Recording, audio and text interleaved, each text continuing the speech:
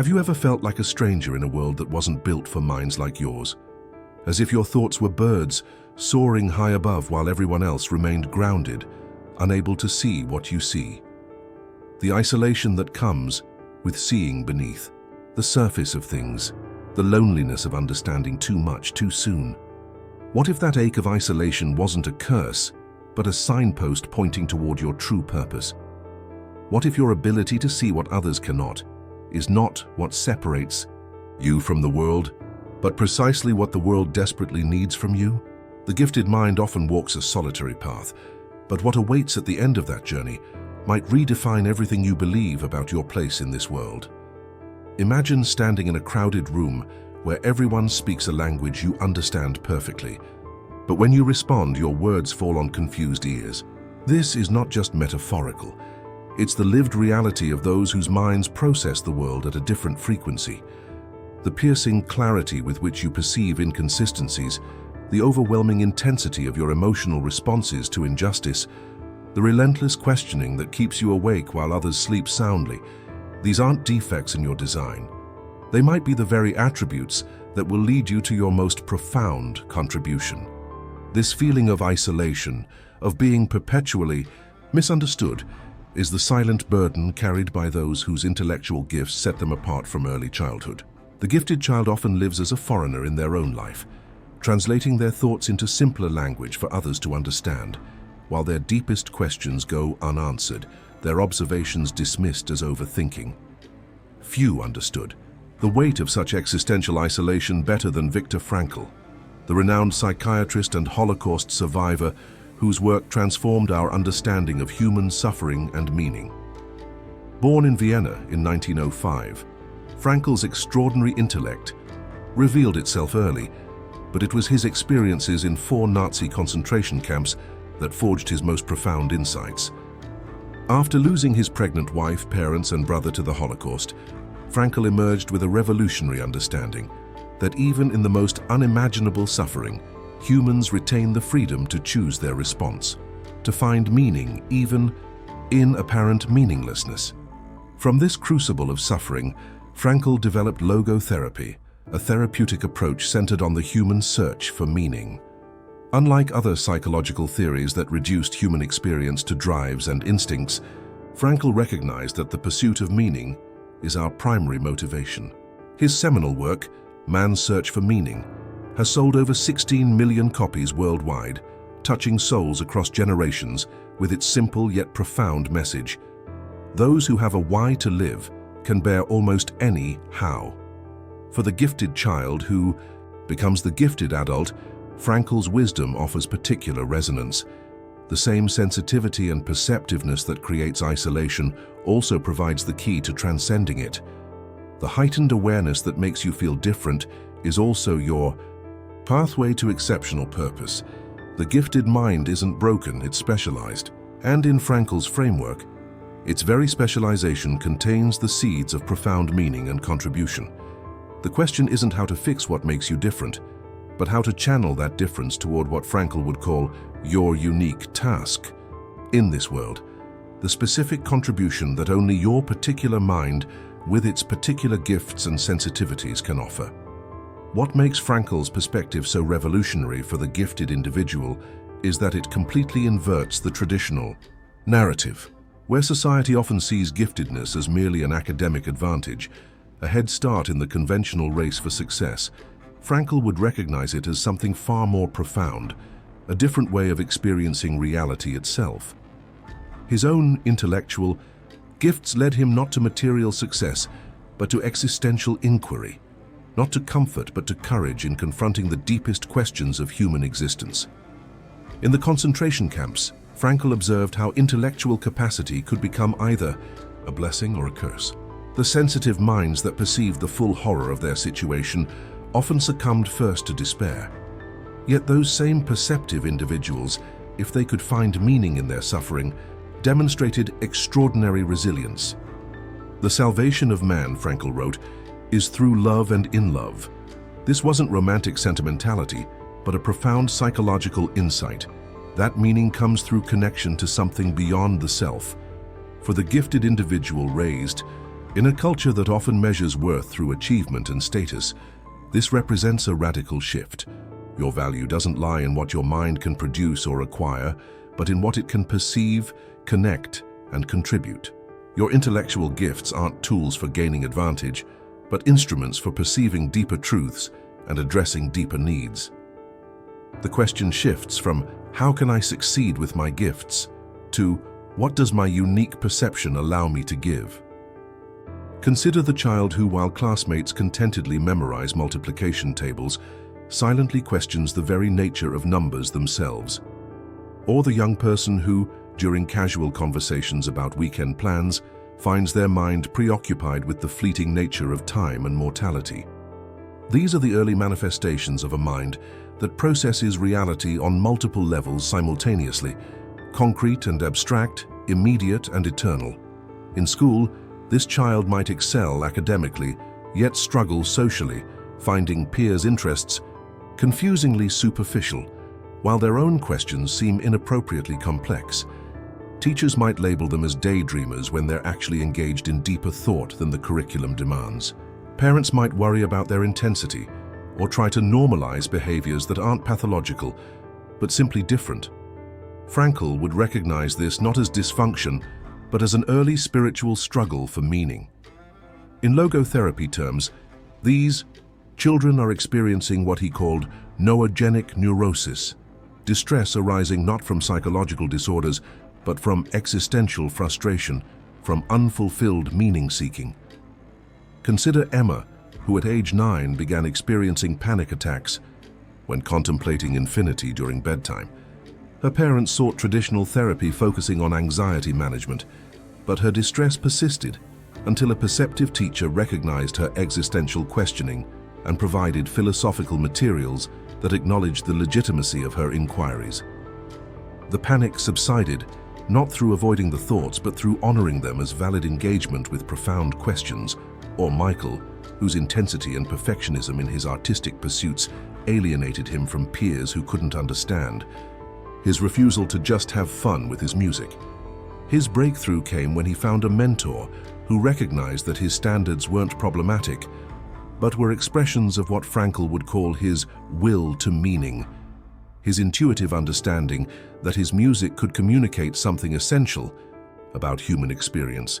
These children aren't merely smart, they experience reality differently. Their heightened perception creates both their suffering and their potential. Their isolation isn't simply social awkwardness, but the natural consequence of seeing patterns and implications that others miss. Their intensity isn't pathology, but passion insufficiently channeled. As Frankl wrote, what man actually needs is not a tensionless state, but rather the striving and struggling for a worthwhile goal, a freely chosen task. For the gifted individual, finding that task is particularly crucial because their capacity for both suffering and contribution is amplified. The transition to adulthood often intensifies this struggle. The gifted adult may find themselves in careers that utilize their technical abilities while starving their deeper need for meaning.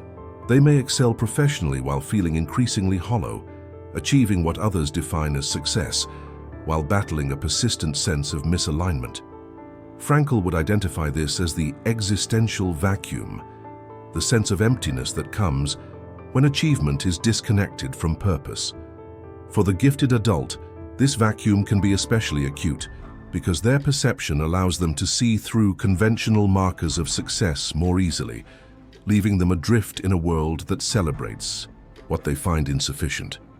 The path forward lies not in denying their differentness, but in transforming it into directed purpose. As Frankl observed from his concentration camp experiences, between stimulus and response there is a space. In that space is our power to choose our response. In our response lies our growth and our freedom. Consider also the case of Elijah, identified as profoundly gifted in childhood, who struggled with depression through high school and college despite academic success. His turning point came not through further achievement, but through volunteer work with refugee children. In helping these children navigate linguistic and cultural barriers he himself had never faced, he found a purpose for his linguistic facility and pattern recognition abilities that transcended personal achievement. For the first time, he later wrote, "My mind felt like a gift rather than a burden, because I could see exactly how it was serving something beyond myself." Or consider Sophia, whose hypersensitivity and intense empathy made mainstream education so overwhelming that she was eventually homeschooled. The same sensitivity that made classroom environments unbearable became her greatest strength when she later developed innovative approaches to environmental conservation that accounted for subtle ecosystem relationships others had overlooked. Her ability to feel deeply what others dismissed as insignificant became the foundation for work that now protects vulnerable habitats. What these examples reveal is that the very qualities that create isolation often contain the seeds of meaningful contribution. The sensitivity that makes casual social interaction painful can enable profound connection with those who are also suffering. The intensity that exhausts others can sustain you through challenges that would defeat less passionate souls. The complexity that makes you seem too much in ordinary settings becomes exactly what's needed in extraordinary circumstances. Frankl understood from his concentration camp experiences that meaning is not a luxury, but a necessity for human survival. Those who have a why to live, he famously wrote, can bear almost any how. For the gifted individual, finding this why isn't merely about personal fulfillment. It's about aligning your unique perceptual abilities with needs that match their specific configuration. This is not about using your gifts in the conventional sense of achievement. It's about recognizing that your particular way of experiencing reality allows you to perceive specific aspects of truth that others miss. Your contribution isn't just what you do with your intelligence, but what you see with it, what you feel through it, what you connect because of it. The gifted mind often experiences what Frankl called hyper-reflection, an excessive self-focus that paradoxically blocks authentic experience. The way beyond this trap is what he termed self-transcendence, directing attention outward toward meaning beyond the self. This doesn't mean denying your uniqueness, but channeling it toward contribution rather than comparison. For many gifted individuals, the turning point comes not through finding others exactly like themselves, an often futile search, but through finding worthy problems that require exactly their particular configuration of abilities. The question shifts from where do I fit to what needs me, from who understands me to what can I uniquely understand. This shift requires courage, the courage to trust the legitimacy of your own perception, even when it differs from consensus reality.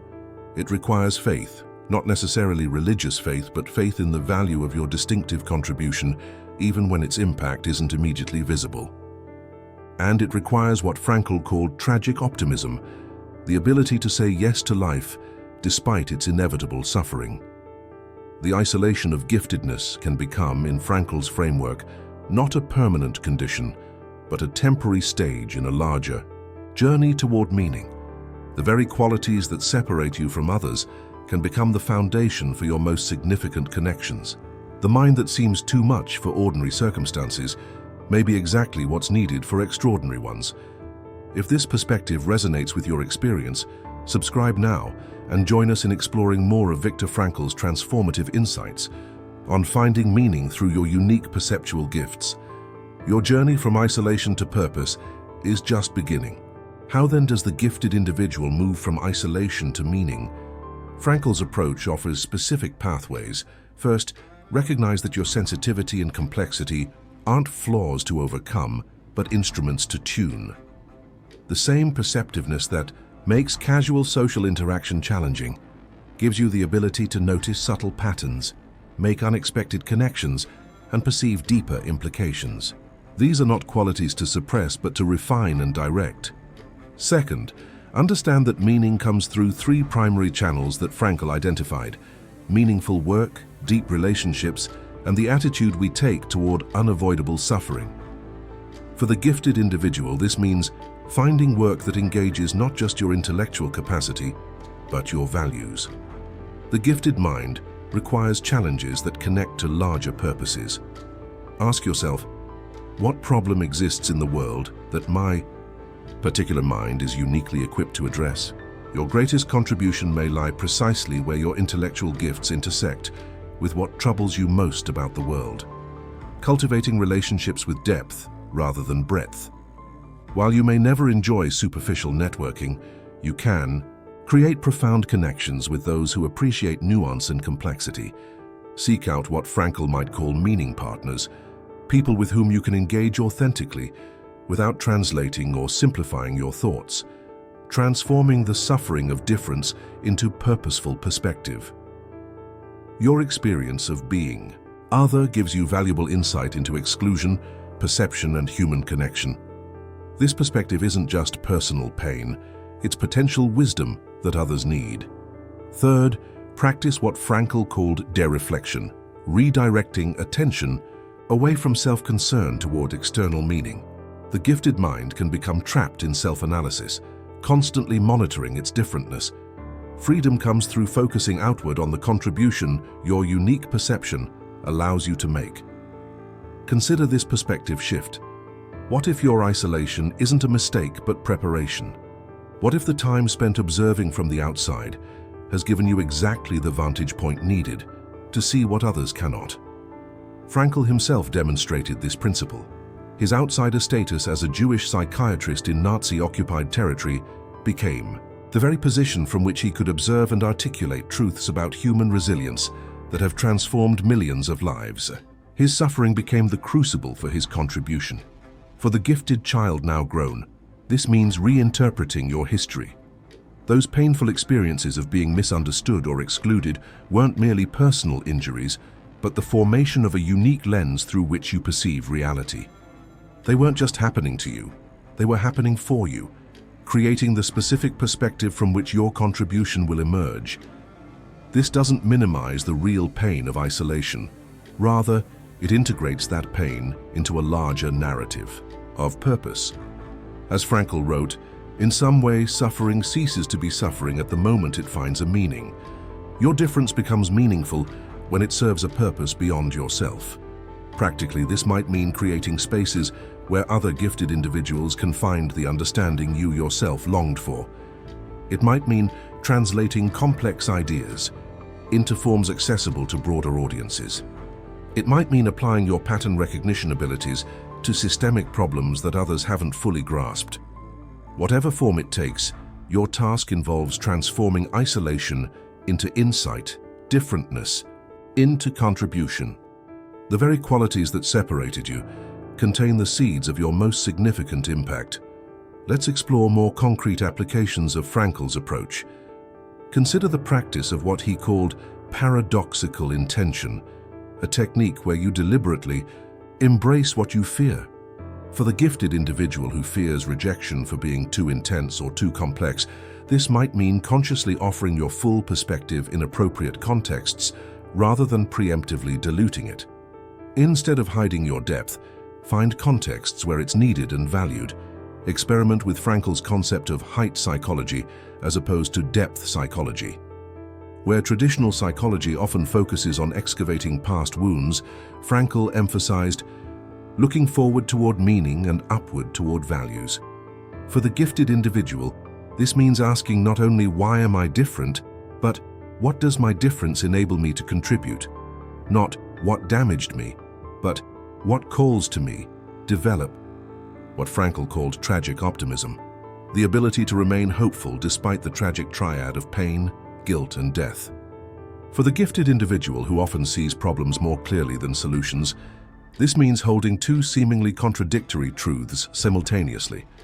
Clear-eyed recognition of real suffering alongside unwavering commitment to creating meaning within it. Practice what modern psychologists call cognitive reframing, but what Frankl demonstrated in the concentration camps, the ability to choose your perspective, even when you cannot choose your circumstances. When you feel isolated because of your mental complexity, reframe this not as rejection but as specialization. You weren't designed for universal compatibility, but for specific contribution. Implement Frankl's principle of self-transcendence by regularly engaging in activities that direct your intellectual gifts towards service rather than achievement. This isn't about diminishing your abilities, but about orienting them outward rather than inward. Ask not, how smart am I, but how is my particular intelligence needed?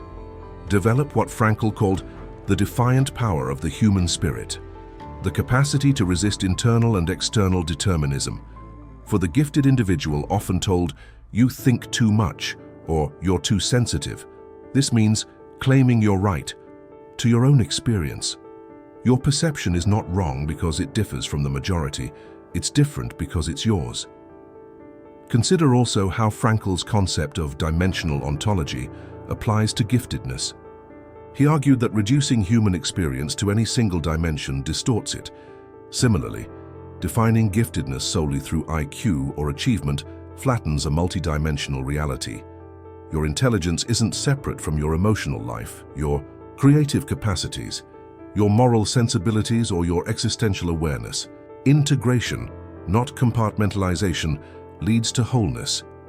In practical terms, this might mean keeping a meaning journal, where you record moments when your particular perceptual abilities allowed you to contribute something valuable. This creates a counter-narrative to the isolation story, revealing how your difference serves rather than separates, creating a personal mission statement that articulates not just what you want to achieve, but what specific form of service your unique mind enables you to offer, identifying your particular cognitive signature, the specific pattern of intellectual strengths, sensitivities, and interests that makes your mind unique, and then researching problems that require exactly that configuration. Practicing what psychologists now call radical acceptance of your neurological reality. You aren't broken, you're differently configured. Your task isn't to become like everyone else, but to become fully yourself in service to something beyond yourself. Finding or creating what sociologists call third places, neither work nor home, but communities where your full complexity is welcomed rather than suppressed or merely tolerated. Developing a balanced relationship with intensity through practices like mindfulness that allow you to experience your perceptual and emotional depth without being overwhelmed by it. Learning to communicate complex ideas in accessible ways, not by diminishing their substance, but by finding universal touch points that connect your perception to others' experience. Perhaps most importantly, Frankl's approach invites the gifted individual to shift from a narrative of personal exceptionalism to one of particular responsibility. The question becomes not how am I special, but how am I needed? Not why don't others understand me, but what am I uniquely positioned to understand on behalf of others? This shift doesn't deny the reality of difference or the pain of isolation. It transforms them from personal burden to purposeful calling. Your mind isn't a mistake. It's a match for specific needs in our complex world. Your sensitivity isn't weakness. It's attunement to subtleties others miss. Your intensity isn't too much. It's precisely enough for the challenges that call for your particular configuration of abilities. Is your mind expanding with these possibilities? Leave a like on this video to help these ideas reach others who need them, and stay with me for one final insight that might transform everything you've believed about your gifts and their purpose in our shared world. Perhaps the most profound shift comes in recognizing that the gifted mind's greatest struggle, the experience of difference, contains its greatest gift, the capacity to bridge worlds. Your ability to see from multiple perspectives, to question assumptions, to perceive subtleties and connections. These aren't just personal traits, but essential capacities our complex world desperately needs. Viktor Frankl's ultimate message wasn't simply about finding individual meaning, but about contributing to a more humane world. He knew that authentic meaning always transcends self-interest and connects to something larger. The isolated child who becomes the purposeful adult doesn't just heal their own wounds, they help heal our collective blindness. Your differentness isn't a barrier between you and others, it's a bridge only you can build. The very sensitivity that causes your pain also enables your compassion. The complexity that complicates your fitting in also enables your breakthrough thinking. The intensity that others find overwhelming also fuels your persistence in addressing problems others give up on too quickly. As Frankl wrote after surviving unimaginable horrors, What is to give light must endure burning. Your experience of isolation has forged in you capacities for depth, perception, and resilience that our superficial world urgently needs.